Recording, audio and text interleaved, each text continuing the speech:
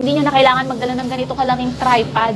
'Di ba? Ito lang okay na. Okay, so papakita ko ulit sa inyo yung selfie stick na ginagamit ko. And ito yung isa sa mga paborito ko nang ginagamit ngayon. Dahil syempre, palagi ako nagti-TikTok, nagpi-picture kami sa labas. And pag may pinupuntahan kami para hindi hassle dalhin, tingnan nyo naman, ganito lang siya, 'di ba? Pero, ang gamit niyan, kagaya din nung pinakita ko sa inyo dati, selfie stick siya na tripod. Pero ito kasi masyado siyang mataas. Ito yung dating ginagamit kong tripod pag kailangan ko nang nakatayo akong mag-shoot or kailangan nasa malayo kami. Pero ngayon, ito na lang siya. Ayan. So, ganyan yung kanyang mga paa. Kaya talagang stable siya kahit 13 Pro Max ang ilagay mong cellphone. 15 Pro Max pa yan or ano pa yan, kahit mabigat yung cellphone mo. Ito yung maganda dalhin sa labas. Halimbawa, pupunta lang kayo ng mall or pupunta kayo ng plaza, ng park. Hindi nyo na kayo...